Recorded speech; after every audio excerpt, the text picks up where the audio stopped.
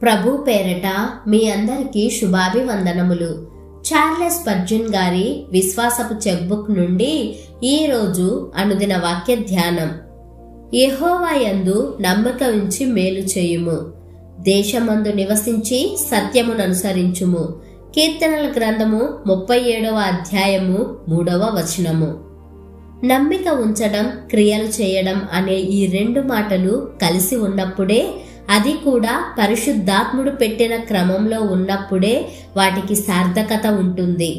ముందుగా మనకు విశ్వాసం ఉండాలి. ఆ విశ్వాసం పని చేయాలి. దేవునిలో నమ్మకం ఉంచడం అనేది మనలను పరిశుద్ధ కార్యాల కోసం సిద్ధపరుస్తుంది. మనం మేలు కోసం అంటే సత్క్రియల కొరకు దేవునిలో నమ్మకం ఉంచుతున్నాం. ఆ తరువాత మేలు చేస్తున్నాం అంటే దేవునిలో ఉంచిన నమ్మకం బట్టి సత్క్రియలు చేస్తున్నాం. మనం దేవుణ్ణి నమ్ముకున్నామని చెప్పి నిశ్శబ్దంగా ఒక మూల కూర్చుండిపోము గాని, ఆత్మలో ప్రేరణ పొంది లేచి ప్రభు మన ద్వారా కార్యాలు చేయాలని సిద్ధపడతాం. ఆందోళన చెందుతూ చెడ్డ కార్యాలు చేయడం కాదు గాని, ప్రభువులో నమ్మకం ఉంచి మంచి కార్యాలు చెయ్యడమే మన పని. కార్యాలు చేయకుండా నమ్మకం ఉంచడం గాని, నమ్మకం ఉంచకుండా కార్యాలు చేయడం గాని మనకొద్దు.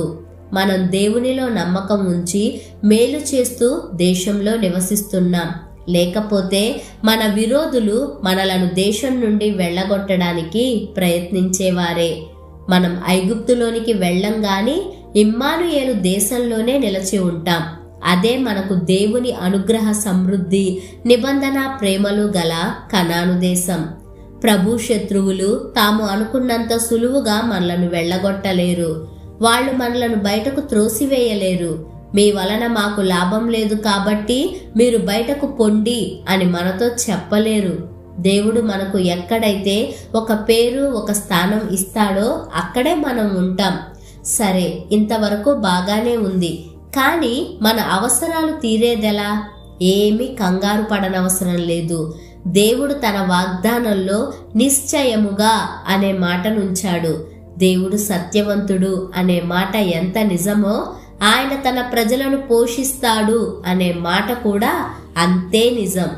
ఆయనలో నమ్మకం ఉంచి సత్క్రియలు చేయడం ప్రజల బాధ్యత.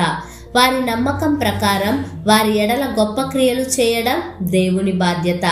కాకుల ద్వారా కాకపోయినా, ఒబద్య ద్వారా కాకపోయినా, విధవరాలి ద్వారా కాకపోయినా ఏదో విధంగా వారు పోషింపబడతారు. అనవసరమైన భయాల్లారా, నాలో నుండి బయటకు పొమ్మని యేసు నామములో ఆజ్ఞాపిస్తున్నాను.